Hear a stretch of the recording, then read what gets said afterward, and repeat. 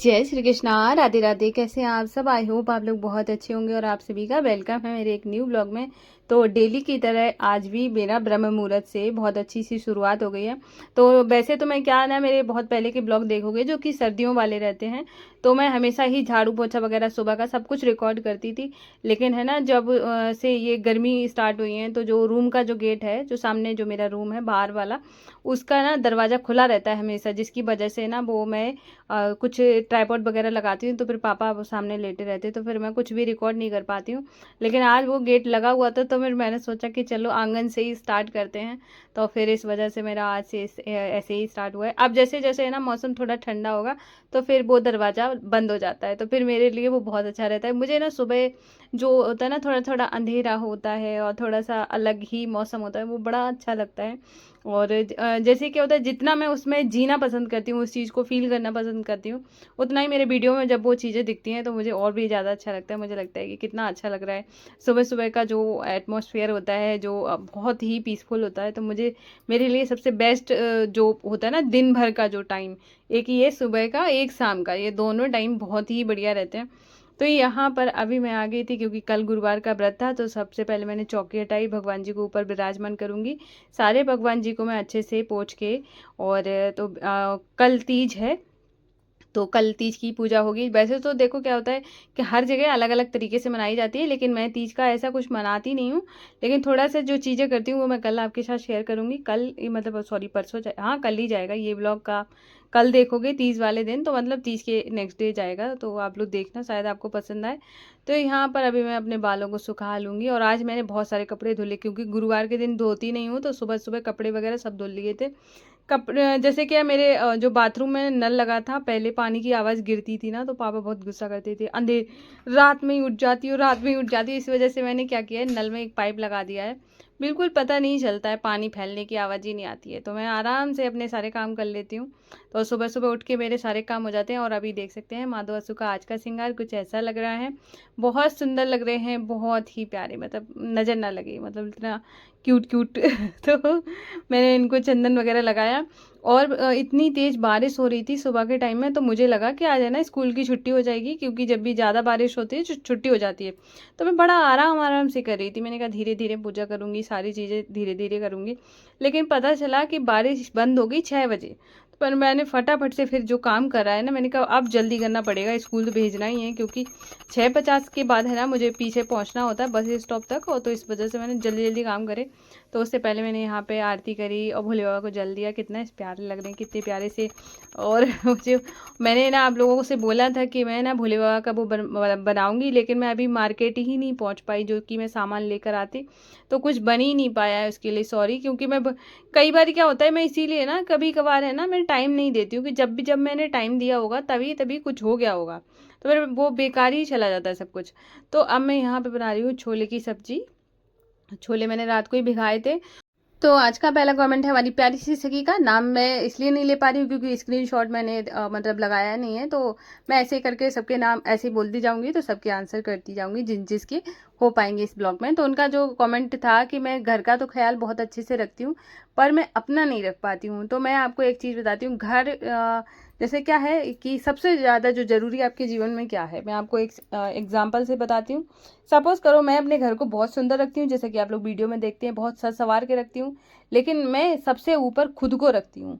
कि मैं अगर मान के चलो मैं पूरा घर संभाल रही हूँ, संभालने वाला कौन है, मैं हूँ, मैंने संवार के रखा है, मैं सारी चीज़ें मैनेज कर रही हूँ, तो मैं उसकी कर्ता धर्ता हुई ना।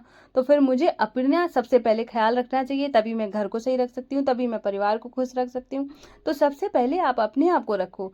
देखो कि तैयार होने से, और जैसे आपने बोला मैं कंघी भी कभी कभी नहीं कर पाती हूँ, सबसे ज़रूरी पता है क्या होता है, जब इंसान तैयार होता है। जैसे मेरी एक आदत है, अगर मुझे जैसे कि मेरा बहुत ज़्यादा मूड ख़राब हो रहा है, किसी चीज़ को किसी बात को मैं बार बार मेरे दिमाग में आ रही है, मैं तुरंत तैयार हो जाती हूँ, मैं तुरंत फेस पैक वगैरह लगा लेती हूँ, मैं एकदम खुश हो जाती हूँ कि अरे मैं ऐसी दिख रही हूँ, मैं अच्छी लग रही हूँ। खुद से प्यार करो, ठीक है। खुद को तैयार करके रखो। इससे हैप्पी हॉर्मोन्स रिलीज होते हैं, जिससे कि आपका काम में मन लगता है, आप अपने आप को अच्छा फील कराते हो। तो ये बहुत ज़्यादा ज़रूरी है। तो अपने आप को हमेशा सही से रखो। ज़रूरी देखो, थोड़ी थोड़ी चीज़ टाइम भी निकालोगे ना, तब भी अपने लिए टाइम निकल आएगा। और हर चीज़ को थोड़ा सा बैलेंस करके मैनेज करके चलो। देखो ये काम कब हो सकता है, इस टाइम को मैं कैसे अपने लिए टाइम निकाल सकती हूँ। सबसे ज़्यादा ज़रूरी है, खासकर महिलाओं के लिए बहुत ज़्यादा ज़रूरी होता है, क्योंकि दिन भर छोटे छोटे काम करते करते पता नहीं चलता है कि कितना टाइम हमने घर को दे दिया है, कितना टाइम हमने परिवार को दे दिया है। तो क्या आपके पास आधा घंटा नहीं है खुद के लिए? अपने लिए टाइम निकालो, अपनी पसंद की चीज़ें खाओ, ठीक है? अपने लिए कुछ बनाना सीखो। सारी चीज़ें अपने पसंद से करो। हर चीज़ का मतलब सारी चीज़ें दूसरों के पसंद से हो रही हैं, सब कुछ दूसरों के लिए कर रही हो, तो अपने लिए कब जियोगे? अपने लिए जीना सीखो, खुद को प्यार करो, ठीक है? आज के बाद ऐसे मत करना कि कंघी नहीं कर पा रही हो, या सबके लिए टाइम निकाली तो अपने लिए भी तो निकालो। तुम अपने आप में बहुत ज़्यादा स्पेशल हो, ठीक है? जो वो पूरे परिवार को एकजुट करके रखता है, चाहे देखो वो एक माँ भी हो सकती है, वो एक पत्नी भी हो सकती है, बहन भी हो सकती है। मैं यहाँ पे सिर्फ ये नहीं कहूँगी कि कोई एक बहू ही ये सारी चीज़ें करे, कोई भी हो सकता है। हर किसी को अपना ख्याल रखने की ज़रूरत होती है, और हर किसी को रखना भी चाहिए, ठीक है? तो इसलिए अपना ध्यान रखना, और आगे से ऐसे मत करना। तो अगला कमेंट है हमारी प्यारी सी सखी कोमल जी का। तो उनका कमेंट है कि पहले मेरे घर में बहुत पूजा पाठ होती थी, मैं बहुत जल्दी उठ जाती थी 2:30-3 बजे के आसपास। फिर मेरे घर में जो घंटियों की आवाज़ आना, बहुत पॉजिटिव मतलब वाइब्स थी घर में। लेकिन अब 2 साल से पता नहीं क्या हो गया है, सारी चीज़ें ऐसी हो नहीं पा रही है। पूजा पाठ करो, घंटियों की आवाज़, तो सब लोग बोलते भी थे कि बहुत ज़्यादा पूजा पाठ होती है। तो देखो क्या होता है कि एक मैं आपको बताती हूँ, एक तो क्या जो आपका टाइमिंग था उठने का, जैसे 2:30 से 3 बजे का, वो थोड़ा सा गलत था, ठीक है? मैं आपको इसलिए बोल रही हूँ कि आपको अगर उठना ही है तो आप 3:30 से 4 के बीच, या मतलब 3:45-4 ऐसे उठना चाहिए, ठीक है? क्योंकि ज़्यादा जल्दी अगर हम उठते हैं तो हम वो ज़्यादा टाइम तक कंटिन्यू नहीं कर पाते हैं। क्योंकि देखो, एक महिला के लिए घर का काम हो जाना, फिर अपने सारी चीज़ों को मैनेज करके चलना, फिर आप इतने सुबह उठोगे तो सीधी सी बात है, आप ज़्यादा टाइम तक ये चीज़ें नहीं कर पाओगे। तो पहले तो आपका टाइम थोड़ा सा गलत था। आप थोड़ा सा टाइम अगर सही करेंगे, ज़रूरी नहीं है कि, हाँ, वो बात अलग है, किसी दिन बहुत विशेष बड़ी पूजा हो रही है या फिर कहीं पे आना जाना है, तब आप इतनी जल्दी उठे तो चलता है, वो आपको कभी कभी करना पड़ेगा। लेकिन अगर रेगुलर अगर आप ये सारी चीज़ें फॉलो करना चाहते हैं, तो मैं तो कहूँगी, अगर आप 4 बजे भी उठोगे ना, तब भी आराम से सारा काम हो जाएगा। तो आप 4 बजे उठ के कर सकती हो। रही बात कि कोई क्या सोचता है कि इनके यहाँ पे पूजा हो रही है, कोई क्या कर रहा है, उससे फ़र्क नहीं है, ठीक है? आप सबसे पहले ना, आप ये दिमाग में लगाओ, आप ना, हो सकता है, मैं यहाँ पे एक बहुत बड़ी बात कह रही हूँ, जैसे सपोज करो कि आपके मन में ये विचार आया कि मैं पहले बहुत पूजा करती थी, मैं ये सारी चीज़ें करती थी, अब मैं वो सारी चीज़ें नहीं कर पा रही हूँ। तो क्या पता मैं माध्यम हूँ आपको ये बताने के लिए कि जो मैं आपको बताने वाली हूँ। देखो, हर किसी के जीवन में कोई ना कोई हर चीज़ के लिए माध्यम बनता है, चाहे मैं या आप मेरे से हो सकती हो। कोई अगर मान लो कि मैंने कोई काम किया है, आप मुझे वहाँ से कुछ बता रहे हो, तो हो सकता है कि वो आप माध्यम हो मेरे से वो बात पहुँचाने के लिए। तो क्या पता मैं आपको जो बता रही हूँ, जैसे कि सपोज़ करो कि आप पहले करती थी, अब नहीं करती हो, या भगवान जी ये बोलना चाहते हैं कि करना चाहिए। देखो, जीवन में भगवान की बहुत बड़ी वैल्यू होती है, तो वो वैल्यू समझ के आपको है ना, कभी भी उनको साथ नहीं छोड़ना है। क्योंकि प्रभु तो हमारा कभी साथ नहीं छोड़ते हैं, हर पल हमारा साथ देते हैं। अब थोड़ा सा मैं ऐसे करके बताती हूँ कि आपको ना खाने के लिए रोटियां चाहिए, ठीक है? अब वो रोटी भगवान की कृपा से आपके मुंह तक जा रही है, आप अच्छे से खा पी पा रहे हो।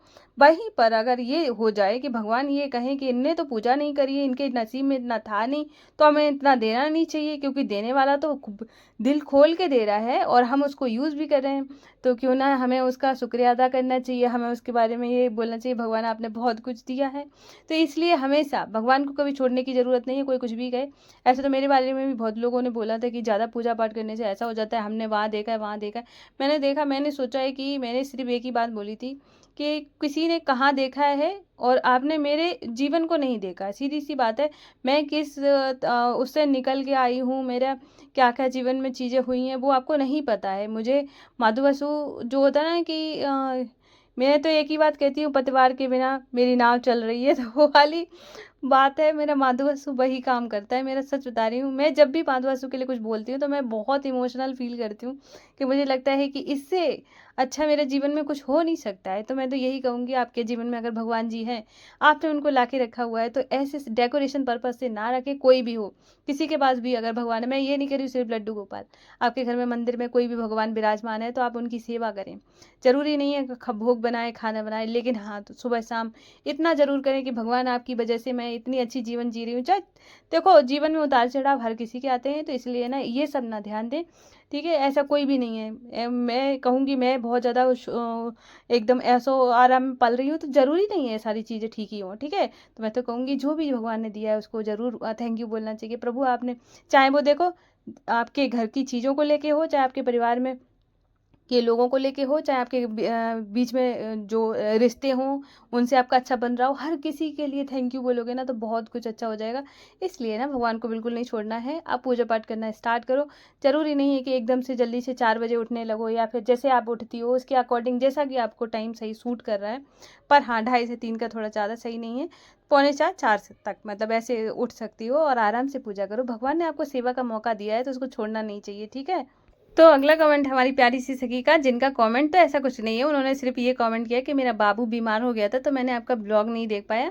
तो मैं आपको एक बात बताती हूँ, वैसे तो मैं आपको कमेंट के उसमें ही आंसर कर सकती थी, लेकिन मैंने सोचा कि मैं ऐसे बताऊंगी तो ज़्यादा ठीक लगेगा, क्योंकि ये देखो, बाबू आपका हो या मेरा हो, मेरे लिए बहुत है। मैं सखी बोलती, सखी का मतलब मैं आपकी बहन ही हुई, ठीक है? बाबू जैसे आपका है, मैं भी उसकी मासी के जैसी ही हूँ, ठीक है? लेकिन मैं कभी भी नहीं चाहूँगी, चाहे कोई भी हो, कोई भी मेरा ब्लॉग देखता हो, हर किसी के लिए मैं यही बोलूँगी, मेरे मन में कभी भी 1% भी किसी के लिए ये नहीं आता है, ना ही मैं ये देखती हूँ इसने मेरा आज ब्लॉग देखा कि नहीं देखा, कल को देखा था कि नहीं देखा, मुझे फ़र्क नहीं पड़ता है।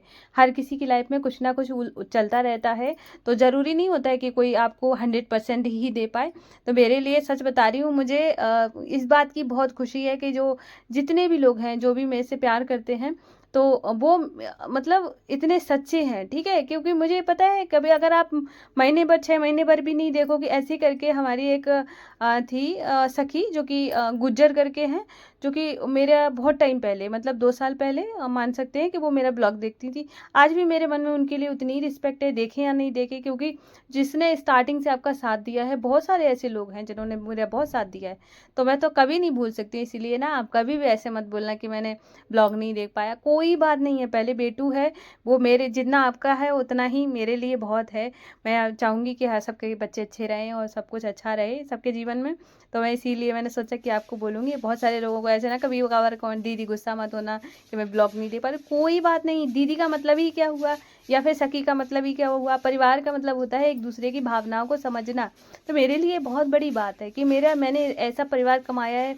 मेरे पास देखो, चाहे मैं हमेशा से यही चाहती थी कि मेरे सब्सक्राइबर चाहे कम हो, चाहे मेरी इनकम कम हो, लेकिन मेरे जो लोग हों वो बहुत बढ़िया हों, जो कि प्रभु ने वही दिया है। और मैं उस चीज़ के लिए हमेशा यही मतलब धन्यवाद देती हूँ भगवान को, आपने बहुत कुछ अच्छा दिया है, और इससे अच्छा और क्या ही हो सकता है। इसलिए ऐसी बातें मत करना, कोई भी मत करना, मुझे बिल्कुल भी अच्छा नहीं लगेगा।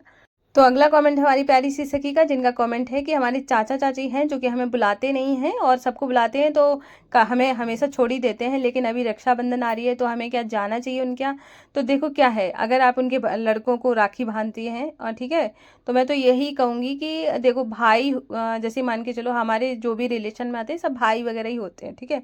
लेकिन सबसे बड़ी, हर रिश्ता से बड़ा जो होता है, वो होता है सम्मान, जो आपको होना चाहिए। अब जैसे मान के चलो, आपको पूरा साल कोई पूछ नहीं रहा है, फिर आप रक्षाबंधन किस तरह से मनाना चाहिए? बिल्कुल भी मुझे लगता नहीं जाना चाहिए। एक बार इंतज़ार करना चाहिए, अगर वो बोले सामने से तब आपको उनको राखी बांधना चाहिए, आप जा भी सकती हैं, लेकिन जब तक कोई आपको पूछे नहीं, क्योंकि सम्मान से बढ़कर कुछ भी नहीं होता है। क्योंकि अगर आप मान के चलो आज राखी बांध भी देते हो, तो भाई बहन का रिश्ता बहुत ज़्यादा पवित्र होता है, बहुत ज़्यादा, मतलब कह सकते हैं एक बहुत निकट वाला होता है, जहाँ पे भाई बहन को समझता है, बहन भाई को समझती है। लेकिन अगर वहीं पर सिर्फ एक ये धागे का रिश्ता हो जाए कि मैंने आपको राखी बांधी, आप इसलिए मेरे भाई हो, ऐसे भाई नहीं होता है, ठीक है? तो इसलिए ना, मैं तो यही कहूँगी कि आपको ऐसे जाना ही नहीं चाहिए, आप अपने घर में रह के इंतज़ार करें, और जब उनको वो लगेगा कि बुलाना चाहिए, कई अगर मान के चलो आप चली गई और वो बुलाना ही ना चाहती हो, तो फिर क्या मतलब उस रिश्ते का? इसलिए अपने घर रहना, मत जाना। और मैं पता नहीं क्यों ऐसी बातें कर रही हूँ, कि मुझे ऐसे जो मैं फ़ील करती हूँ वही मैं बताती हूँ। मुझे लगता है कि आपके सम्मान से बढ़ के तो कुछ भी नहीं हो सकता, ठीक है। तो अगला जो कमेंट था वो था हमारी एक सखी का, जिनका कमेंट था कि हम दरवाजे पे जो दिया रखते हैं वो किस साइड रखना चाहिए। तो वो थोड़ा सा लंबा टॉपिक हो गया है और वीडियो ख़त्म होने वाला है। तो आज शाम को रात मतलब 8 बजे वीडियो आएगा, उसमें मैं पूरी अच्छे से शेयर करूँगी। और क्योंकि अभी मैं बताऊँगी तो सही से बता नहीं पाऊँगी, तो यहाँ पे मेरा सारा काम हो गया है, तो मैंने पानी भर के माधवासु के लिए रख दूँगी। और ये था आज का ब्लॉग। आई होप आपको पसंद आया होगा। अगर पसंद आया तो प्लीज़ वीडियो को लाइक करना, चैनल को सब्सक्राइब करना। राधे राधे।